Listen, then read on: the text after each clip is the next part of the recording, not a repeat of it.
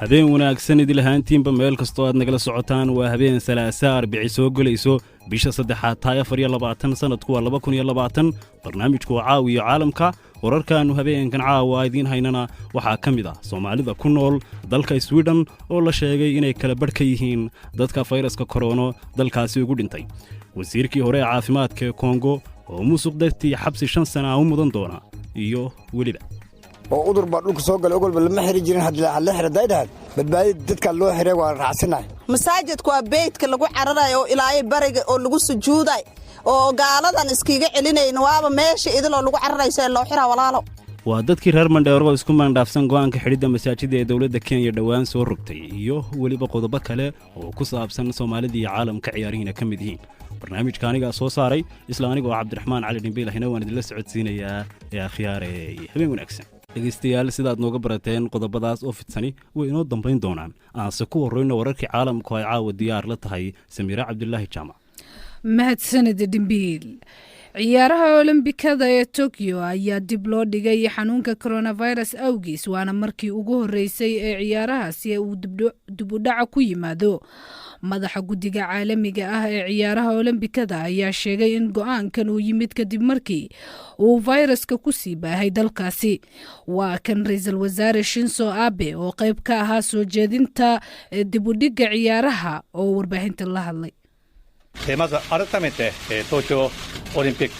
waxaan markale idin xaqiijinayaa in madaxweynaha guddiga Olombikada Patch aan u sheegay inaysan jiraynin tallaabooyin lagu qaadacayo ciyaaraha Olombikada haddii aan nahay martigeliyaha Olombikada ee Tokyo iyadoo haatan la eegayo xaaladaha taagan marka waa in tartamada adduunka loo helo deegaan wanaagsan goobaha lagu qabanayo tartamada waa inay noqdaan kuwa nabdoon waxaan jeeday codsi ah in muddo sanad ah dib loo dhigo tartanka dawladda Hindiya ayaa ku soo rogtay 3 toddobaad oo bandow ah shacabkeeda oo gaaraya 1.3 bilyan oo qof waxaana uu dhaqan galaya bandowgaasi saacadaha soo aadan ra'iisul wasaare Narendra Modi ayaa telefishinka qaranka ka sheegay in shacabka aan loo ogolaanaynin in ay banaanka u soo baxaan waxa uu ra'iisul wasaaraha sheegay in ay tallaabadan tahay wadada kaliya ee lagu joojin karo faafidda fayraska dalka Talyaaniga waxaa sare u sii kacaysa tirada u geeriyoonaysa xanuunka coronavirus halkaasoo 143 qof ay ugu geeriyoodeen 24 saacadood ee la soo dhaafay dalka Talyaaniga ayaa noqday wadanka labaad ee ugu dhimashada badan tirada maalinlaha ah waxaa sii ziyaadaysa tirada u dhimanaysa xanuunka corona ee dalka Spain iyadoona la qaaday tallaabooyinkii ugu adkaa ee lagu xadidayo cudurka 514 qof ayaa gudaha dalkaasi ugu geeriyootay xanuunka 24 saacadood ee la soo dhaafay wasiirada dhaqaalaha ee wadamada qaybta ka ah midowga Yurub ayaa lagu wadaa in ay kulmaan si ay uga wada xaajoodaan dhibaatooyinka ka dhalan kara tallaabooyinka xayiraadaha ah ee la qaadayo gudoomiyaha gobolka New York ayaa ka digay in iyadoo la qaaday tallaabooyin adag oo lagu xakameynayo fayraska corona ay kiisaska sare u sii kacaan isla markaana ay buux dhaafi karaan isbitaalada gobolka Andrew Cuomo ayaa sheegay in loo baahan doono 40,000 oo sariirood balse haatan ay heli karaan 3,000 oo sariirood oo la seexiyo dadka bukaanka ah ugu dambeyntiina jahwareer ayaa ka taagan qaybo ka mid ah bariga Afrika iyadoona dawladaha ay isku dayayaan in ay meel mariyaan go'aanadooda ku aadan bandowga iyo karantiilida oo looga gol leeyahay in looga hortago faafidda COVID-19 dalkani Kenya in ka badan 600 oo qof oo dibadda ka yimid ayaa xayiran iyadoona ay buux dhaafeen goobaha loogu talagalay in dadka lagu karantiilo warkii caalamkan waa naga intaa Dhimbiil aad bay u mahadsantahay Samiira Cabdullaahi Jaamac oo la socodsiinaysay wararkii caalamka ee dhageystayaal u diyaar garoobay idaacadeena caawiya caalamka oo fidsan aan ku bilownaa Soomaalida oo la sheegay inay kala badh ka yihiin dadka fayraska corona ugu dhintay Stockholm iyo falcelinta Soomaalida iyo waliba kooxaha siyaasadda oo warbixin arintaasi ku saabsan inooga diyaariyay wariye Maxamed Xaaji Xuseen Raage ugu yaraan 6 qof oo kamid ah 15 qofood oo caabuqa coronavirus ugu dhintay Stockholm ayaa Soomaali ah sida ay sheegtay Jihaan Maxamed oo ka tirsan jamciyad dhakhaatiir oo ay leedahay Soomaalida Sweden oo soo xiganayay hilanka SVT waxaa kadib qoraalkiisii faafiyay warqadyada waaweyn ee dalka Sweden sida Expressen, Aftonbladet iyo qaar kale waxaa haddaba arrintan ka dhalatay falcelin ka timid dhanka Soomaalida oo siyaabo kala gedisan uga jawaabay arrintan iyadoo ay qaarkood sheegeen inay saameyn xun ku yeelan karto guud ahaan muuqaalka Soomaalida gaar ahaan adeegyada iyo shaqooyinka ay Soomaalidu qabtaan sida tagaasilayda basasleyda xanaanada dadka waaweyn iyo wixii la mid ah oo ah shaqooyin u baahan isdhexgal dhow waxaa sidoo kale geerida Soomaalida aad ugu digtay uguna wiirsaday kooxaha cunsuriga ah ee dalkan Sweden Ahmed Kaboole oo kamid ah golaha deegaanka Stockholm ayaa BBC-da u sheegay in cilada uu warkani leeyahay marka sax iyo khalad laga soo tago uu yahay inuusan soo marin dhabihii tooska ahaa aad iyo aad mahadsan tahay maxamed xaaji runtii warbixinta shalay ayaan ay soo baxday oo ay idaacadaha Sweden iyo guud ahaan la qaatay sida markaan dib u baarnay oo aan aqrina meelaha ay ka yimaadeen waxaan aragnay inaysan soo marin meelo oo public ah aysan soo marin ama hay'adda statistics iyo tirakoobka ama hay'adda caafimaadka iyo sidoo kale hay'adda daryeelka bulshada ee loo yaqaan social citizen dhammaantood inaysan soo marinin laakiin ay tahay ururka Soomaalida dhaqaatiirta ah in ay arrintaas iyagu ay keeneen marka warbixintan malahan warbixintan runtii sax ahaanshaheeda sida sharciga lama sharciyay karo laakiin dhimashadu way jirtaa yalkeeda waxa qoraalkan dhanka san ka eegaysa ayaan shira jaamac oo caafimaadka dadweynaha iyo ka hortagga musiibooyinka ka barata macadka Karolinska ee magaalada Stockholm iyadoo sheegtay inay arrintani indhaha u furi karto Soomaali badan oo cudurkan sahashanaysa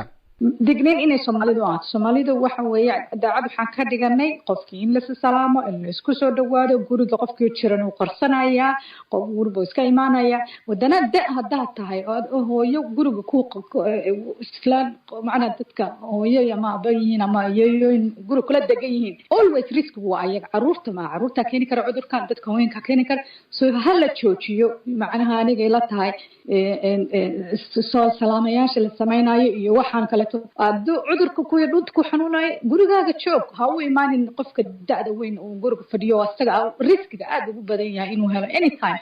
Fahima Abshir ina Roble ayaa iyaduna qabta in warkan xitaa hadii uu run yahay ahayd in istiraatiiji laga noqdo saameynta uu yeelan karo sidoo kale waxay sheegtay inaan warka saxaafadda la siiyay lagu cadeynin halka ay dadkan cudurka ka qaadeen maadaama la sheegay in ay guriyuhu ciriir yihiin isla markaana ay jirto arrin kale oo ku saabsan sirta bukaanada iyo jinsiyadooda oo ay ahayd in la ilaaliyo sida uu sharcigu qabo qofka dhakhtarka ah inuu meel soo istaago uu yacni sirta sida qofka bini'aadanka journalkiisa ku qoran uu fakiyaa ama meediyada ka sheegaa waa qalad sharciyo badan ka hor imaanayo oo ku xadgudub ah qofka shakhsiga uu qosayso uu ka hadlayo يعني سيرت بوكانك إلا شاق ما سيرت بوكانك إلا شاق وقالت شرعية كهر إيمانا يجرو لنك عافيماتك وحسكرة تيس بوليسي لدها يجرو وسرحجين إنو لهذا قفك دكتورك guud ahaan dalka Sweden ayaa wali kamid ah dalalka wali caynta marka loo eego dalalka kale qaarkood sida Talyaaniga, Shiinaha iyo Iran saasoo ay tahayna waxay kiisaska guud marayaan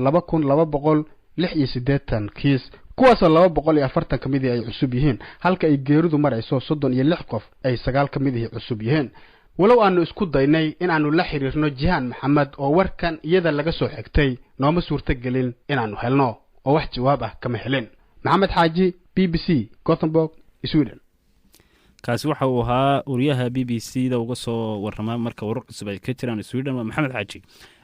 haatanna Allah u naxariistay waxa maanta magaalada London ku geeriyooday Cabdulqaadir Maxamed Faarax Biriqo oo kamid ahaa falanqeeyaasha kubadda cagta ee laanta af Soomaaliga ee BBC Cabdiqaadir oo sidoo kale kamid ahaa laacibiintii kubadda cagta ee Soomaaliya una ciyaari jiray naadiga Batroolka ayaa maalmahan la xanuunsanayay xanuunka caalamka hareeyay ee COVID-19 ama corona xiriirka kubadda cagta ee Soomaaliya ayaa ka tacsiyay geerida Biriq Mukhtaar Maxamed Axmed Mukhtaar Cuti waxa uu kamid yahay ciyaartooydii ay ka wada tirsanaayeen naadigii Batroolka khadka taleefanka ee Canada ayuu ugu warramay Faarax Lamaane Biriq waa nin walaalkay marka hore saaxiibkeena waa nin aan isku fiicanahay runtii Allah u naxariisto ummadda Soomaaliyeed markay joogto waxaan taasiis u dirayaa Cabdulqaadir Maxamed Faarax Biriq oo ahaa ciyaartoydii kubadda cagta ee kooxda Batroolka waxaan ka qaadanay in ka soo qaateen kooxda Batroolka gobolka Hiiraan ayuu dilay xiriir gobolada meeshaas ayaa la soo qaaday oo wuxuu ahaa ciyaartooy aad u fiicnaa oo sanadkaas u dilay gobolka Hiiraan ayaa uu isugu yeeshay in ay soo qaato kooxda Batroolka runtiina waa soo jeednay aniga isaga oo runtii xagga weerarkan ayaa iska leeri jirnay oo wuxuu ahaa isaga qaybta xog leeri jiray hore 7 ilaa 8 ilaa 10 meel iska leeri jiray oo weerarku aad u fiicnaa runtiina haddii aan dabaajidka ala waramo ninkaas runtii aniga waxa u dhamaystirtay wiik hore ayaan ka hadlayna runtii soo isbitaal ku galay isna maadan hadlin oo runtii mala hadli karin in allah u naxariisto waa in aad iyo aad u fiican bulshadana aad iyo aad u jeclayd runtii meel kasta ay joogaan boortarka oo aad iyo aad loo jeclaay oo ahaa nin aad iyo aad u fiicnaay oo aan halkan kusoo koobi karin sheekadiisa laakiin ummadda meel kasta ay joogaan ciyaartoydii dambeyd waxaan taasiinaynaa nin qaali naga baxay maanta duqad maxamed faarax biriqa allah u naxariistay jamiilka sira ka waraabsho iyo qaraabadii oo ka tegay iyo abistiisii iyo dhammaanba ilaahay igana aamiin waxaa ii sheegtaa muddaad istaqaaneen waa soo wada ciyaarteen waagi dambena qurbaha lasoo wada aaday mid iyo laba haddii ay iisoo qaado waxyaabaha aad ku xusuusan doonto biriq ee aadan iloobeynin maxaa ka mid ah runtii waxaa kamid ah biriqa sanadka hor hadda waxay ula joogaan magaalada toronto ayuu yimid soo ka yimid london oo england runtii oo ahaa cayaar aan ku qabanayna soomaaliya ajoonta noo yimid oo kasoo qaybgalay aan ku marti qaadnay haddana tii alaaskaa timid wuxuu ahayd balankeeni aan aad isku noo soconay in uu noo yimaado haddana sanadkan oo maadaama sanadgudihiisa haddana hadda cayaaraan qabanayna biriqa wuxuu ahaay hadda magaalada london ayuu deganaa runtiina wuxuu ahaay dadka sports ugu firfircoonay oo aad iyo aad meesha dhalinyarada aad iyo aad usoo saari jiray oo macnaha tii maxtaa noo keeni jira aniga sidoo kale b b c da wuxuu ahaa wariyihii qaybta sportska ayuu kamid ahaa runtii waxaan ka fasi jiray laanta af soomaaliya b b c da iyo websiteka facebooka kulli waa ka fasi jiray macnaha sidii jason iyo macnaha qaybta sportska ee b b c da runtiina wuxuu ahaa nin aad iyo aad u wareynimo fiicnaa teedi kan wuxuu ahay macalin iskuolna uu ahaa madow waqtiga oo xamar soomaaliya joogay macalin iskuolna uu ahaa runtii nin wuxuu ahaa runtii nin aan hadda maanta hadaftiisa kusoo laakiin nin aad iyo aad loo qadriya oo dadka aad yahay oo hadikaas qofka hadlayay waxa uu ahaa mukhtaar maxamed axmed mukhtaar cuti oo ka mid ahaa ciyaartooydii naadiga betroolka oo ay ka wada tirsanaayeen allaha u naxariistee shakhsigoo inooga warramayay geeridiisii iyo waxa uu ka xasuusto waa cabdulqaadir maxamed faarax biriq oo ka mid ahaa ciyaartooydii naadiga sidoo kalena ahaa falanqeeyaasha kubadda cagta laanta af soomaaliga ee b b c oo london ku geeriyooday fayraska corona ee dunida saameeyey dhegaystayaal weli halkaad nagala socotaan waa b b c xilli goorsheegtu tahay 9:13 haatanna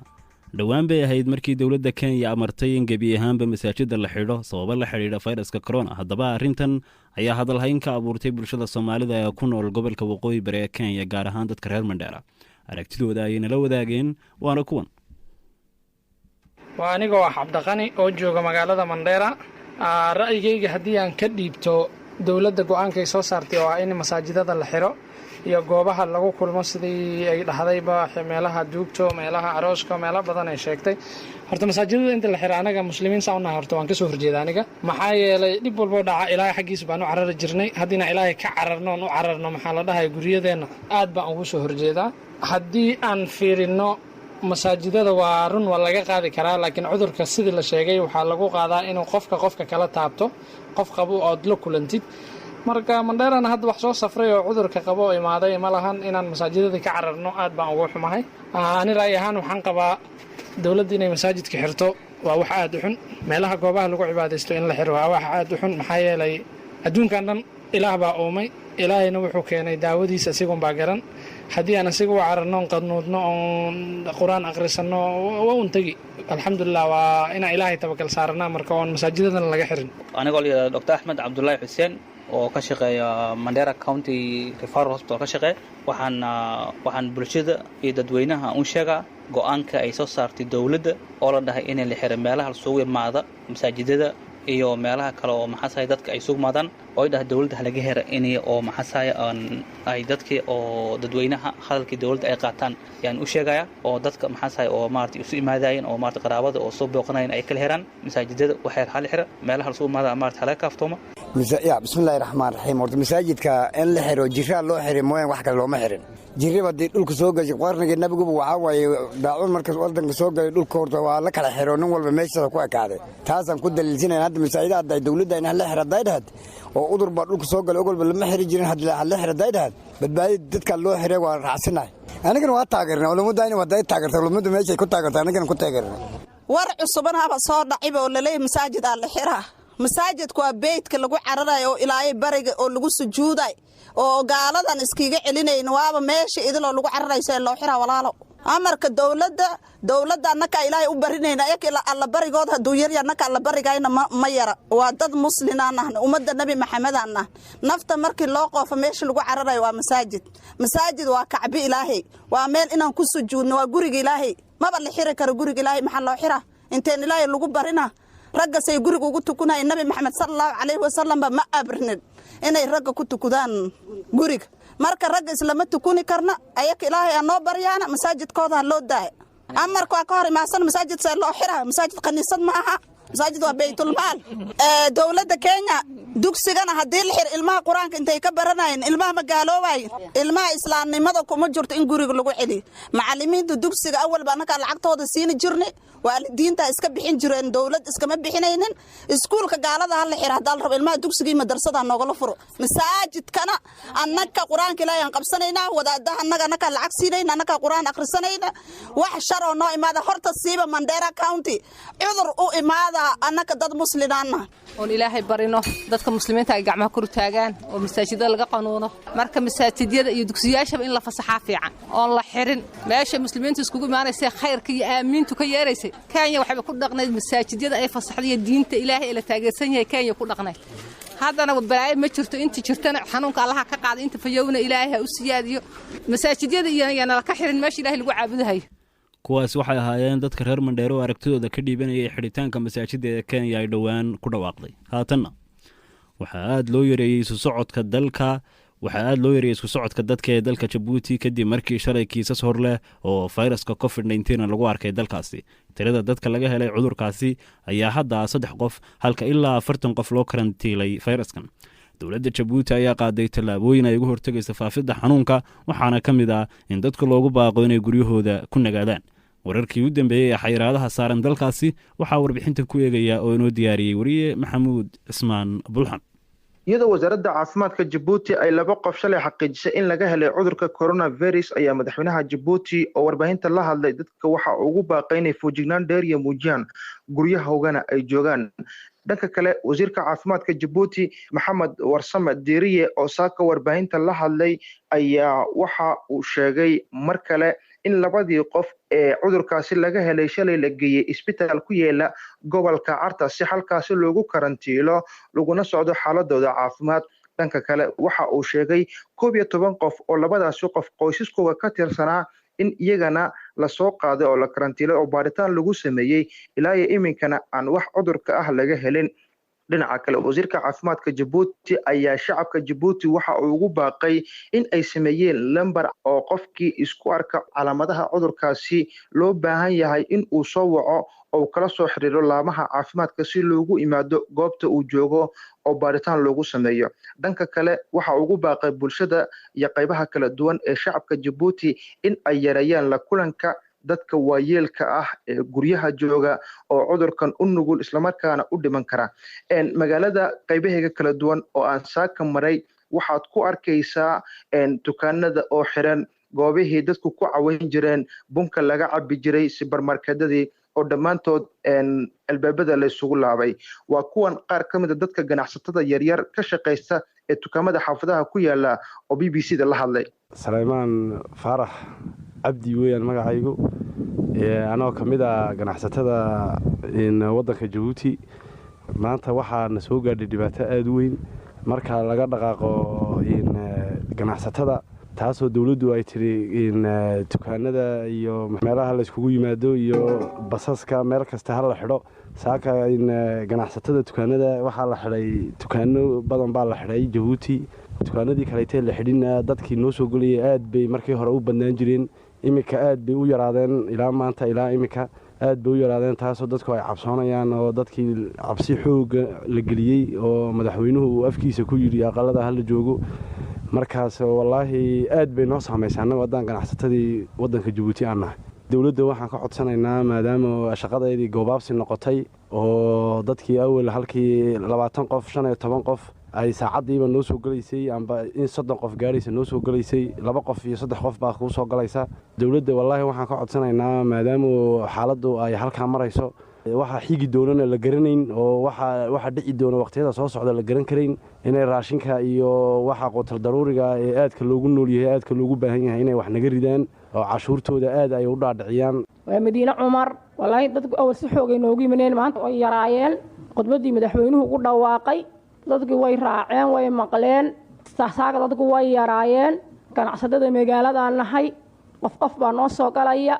umadu sida yeesho baan yeelanaa dugaamada galay waaweyn waa laga guranayaa alaabada waa dugaamo maxay ahayday iyagu maxay ahayday baqaaro waaweyn bay yihiin anaguna dugaan yar baan nahay dugaamada yaryar ee biilasha bixiya alaabooyinka yaryar iibiyaan nahay dhinaca kale ciidamada booliska Djibouti ayaa war ay soo saareen waxay ugu baaqeen basaska iyo gaadiidka magaalada ka dhex shaqeeya in ay dhimaan tiradii dadkaasi ay ku raaciyeen basaska oo halkii baski 32 qof qaadaya lagu raaco 16 qof halka baski yaraa 16 qof qaadayna 8 qof lagu raaco amaradaasi in ay fuliyeen gaadiidleyda basaska iyo in kale ciidamada booliska ee taraafikada Djibouti ayaa wadooyinka taagnaa oo baabuurta mid u korayay oo qiimeynayay in amaradaasi ay fulaan iyo in kale dhinaca kale gaadiidleyda basaska ayaa qiimaha noolka lagu raacay basaska kor u qaaday iyaguna dhinacooga kadib markii hay'adaha dawladdu ay ku amreen in la dhimo qiimaha lagu raaco basaska dhinaca kale shaqaalaha caafimaadka ee Djibouti ayaa bakteeriyada ka dilayay xawaashka oo Itoobiya ka imaada iyo goobaha kale ee basaska laga raaco si cudurkaasi uusan ugu sii faafin dhulka dadku ay isugu yimaadaan weli dawladda Djibouti talaabo kamaysan qaadin soo galitaanka jaadka oo magaalada jaadkii ayaa Itoobiya ka imanaya oo laga isticmaalaya kaasi waxa uu ahaa bulxan oo warbixinta ku saabsan sida fayrasku u saameeyay Djibouti inaga soo diray dhageystayaal weli halkaad nagala socotaan waa BBC goorsheegtuna waa 9:22 daqiiqo haatanna maxkamad ku taal jamhuuriyadda dimuqraadiga ee Kongo ayaa ku xukuntay wasiirkii hore ee caafimaadka dalkaasi 5 sano oo xadhiga iyadoo la sheegay inuu si sharciga aan waafaqsanayn u isticmaalay lacagihii loogu talagalay xanuunka Ebola Mr. Oli Ilunga wuxuu hogaaminayay dagaalkii ka dhanka xanuunkaas iyadoo wadankiisu ahaa wadankii tobnaad iyo kii ugu darnaa ee uu ka dilaacay muddadii halka sano ahayd ka hor inta uusan shaqada ka tagin bishii Julaay ee sanadkii hore waxaa warbixintan kishaanse ka soo diray Goos Kowene oo BBC-da uga soo warrama waxaase soo jeedinaya Faysal Bishaar xukunka oo ay isniintii ku dhawaaqday mid ka mid ah maxkamadaha Kongo taas oo ah maxkamadda sare oo go'aankeeda aan racfaan laga qaadan karin xukunkan ayaa imaanaya 6 bilood kadib markii wasiirkii hore ee caafimaadka ee dalkaasi xabsiga la dhigay waxaa lagu eedeeyey inuu si xaqdarraha u qaatay lacag ka badan 400,000 oo dollarka Mareykanka ah oo loo qoondeeyey iibinta iyo qaadista daawooyinka loo adeegsado dagaalka lagula jiro xanuunka Ebola ilaa iyo hadda ma cadda wax qasbay Mr. Oli Ilunga ayayse u eg tahay in 5 sano oo xabsi ah dhammaysto hadal qoraal ah oo ka soo baxay ayuu wasiirkii hore ee caafimaadka ku dafiray inaanu wax qalad ah geysan mid ka mid ah qareennadiisa ayaa BBC-da u sheegay inay isticmaali doonaan dhammaan qaababka ay u heli karaan si ay ugu mudaaharaadaan go'aankan heerka caalamiga ah aad buu mahadsan yahay Faysal oo warbixintaasiina la socodsiinayay haatanna qaar ka mid ah dadka ka soo jeeda degmooyin ka tirsan gobolka Gedo oo shalay uu gudoomiyaal cusub u magacaabay kusimaha barasaabka gobolkaasi Cusmaan Nuur Xaaji Macallimo ayaa sheegay inaan si cadaalad ah loo sameyn magacaabistaasi dadkan ayaa ka cabanaya in la hareer maraysaamay qaybsiga beelaha deegaanka isla markaana ay arrintan uga dari karto xaaladda gobolka oo dhowaan ay dagaallo ka dhaceen dadkaasi dhaliilsan tallaabada uu qaaday Macallimo waxaa ka mid ah xildhibaan hore Muuse Sheekh Cumar ahna gudoomiyaha xisbiga Daryeel Qaran oo aniga igu warramay khadka taleefanka ee Canada waxaan soo gaaray cabashooyin ka yimid odayaasha dhaqanka iyo cuqaasha iyo salaadiinta iyo bulshooyinka deegaanada Luuq iyo Doolow iyo Balaxaawo oo ay kaga cabanayaan maamul maaragtay 4 saac ugu dambeysay looga dhawaaqay deegaanadaas daawo ee gobolka Gedo oo maxaan ku raahdaa kaga dhawaaqay maamulkii xasilinta ee dhawaan deegaanada markaas maamulkaas maxaa ku dhawaaqistiisa ku jabanaydu kaga cabanaysa wallahi de wadanka waxaa ka jiray waxyaabo far badan oo maaragtay cadaalad darro ah waxaa ka jiray maxaan ku rahdaa xogaas bursi ah waxa ka jiray maxaan ku rahdaa marindhaafyo fara badan oo maaragtay dadkii deegaanka ahaa inay maaragtay xaquuqdii si siman aysan u helin marka caqabadihii hore u jiray baa maxaan ku rahdaa haddana dib u soo noolaaday marka runtii waa ayaan daro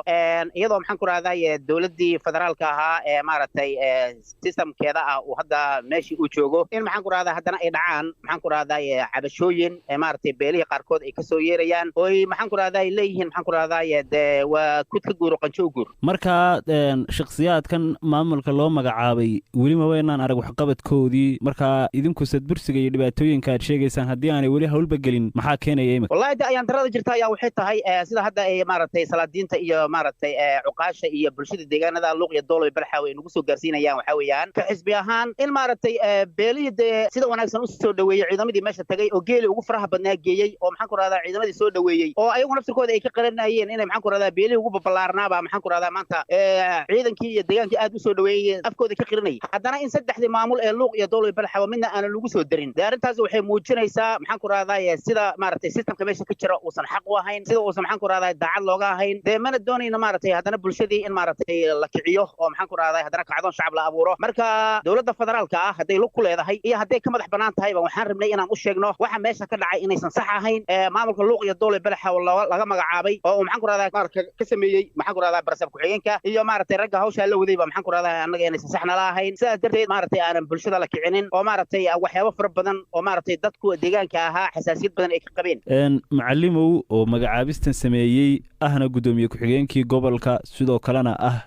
kusimaha guddoomiyaha wuxuu ku doodayaa inay isaga tahay cidda magacaabistan samaynaysa ee xaq u leh marba cidda booskaasi u qolantaa cidda keenaysa idinka doodiinu waa maxay qadiyadda inuu ka aaminsannahay waxa ka dhacay gadan waxa weeyaan in nabad iyo maaragtay lagu soo dhameeyo wada hadal qadiyadda ka jirta ee gobolka Gedo maaragtay ciidamada la kala qaado dadka aan la qixinin inaan xabad dhicin anigu mabda'an aaminsannahay ka weeyaan cid aynu si gaar ah u taageersannahay haba yaraatee ma jiraan laakiin qadiyadda ciidamada in la kala qaado iyo magacaabistan cusub maxay iska saameynayaan imika waxay iska saameynayaan waxa weeye aniga ayay si toos ii taabanaysaa oo maxaan ku rahdaa dadkii aynu matalaynay oo aanu ku matalaynay maxaan ku rahdaa baarlamaanka ama aynu ku matalaynay siyaasadda ama maxaan ku rahdaa aanu mas'uulka u ahayn baa cabanaya oo waxay leeyihiin maxaan ku rahdaa maamuladii luuq iyo doolow iyo balxaawaba haba yaraatee shakhsi maxaan ku rahdaa ku jiro oo mas'uuliyadii systemka haba yaraatee midna ma jiraan marka waxa loo baahan yahay waxay tahay dadka inaan maxaan ku rahdaa aan iska horkeenin beelaha dadku waa la socotaa xasaasiyada badan ayaa jira marka waxaynu doonaynaa in maxaan ku rahdaa inta laga maaragtay ay dawladda federaalka iyo dawlad goboleedyada ka soo wada hadlayaan qadiyaddan si dab ah maxaan ku rahdaa loo wajahayo inaan xasaasiyad qabiil oo maamul ku dhisan aan dadka laga dhex abuurin oo isan dadku maxaan ku rahdaa isa qaab qabiil sulayn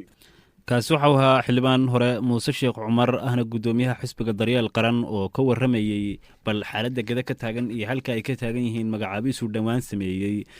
kusimaha badha saabka ee gobolkaasi macalimo haatanna bal haddaynu dhiganno dhanka iyo ciyaaraha olombikada ee tokyo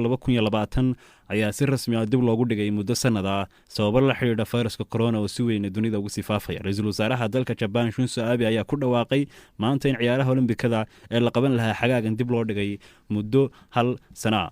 dhanka kale wargeyska caanka France Football ayaa soo saaray liiska ciyaartooyda ugu mushaharka badan dunida kuwaas oo mar kale ay safka hore kaga jiraan xidigaha xulka qaranka Portugal iyo Argentina waa Cristiano Ronaldo iyo Lionel Messi waxaa sidoo kale liiskaasi ka soo muuqday Neymar iyo waliba ciyaartooy kale oo ka tirsan kubadda cagta dhanka tababarayaasha waxaa ka muuqda liiskaas tababaraha Atletico Madrid Diego Simeone oo ugu horeeya iyo tababaraha Inter Milan Antonio Conte iyo tababaraha Manchester City Pep Guardiola sidoo kale wargeyskan ayaa qiimeyntan sameynaya 99 waxaan se la hubin in fayraska corona sida uu saameyn doono mushaharka ciyaartooyda iyo sanadka soo aadan dhageystayaal waxaynu intaa ku soo koobaynaa idaacaddeenni Caawa iyo Caalamka aan idila socodsiinaya anigoo Cabdiraxmaan Cali Dhimbiila tan iyo inta aynu dib hawada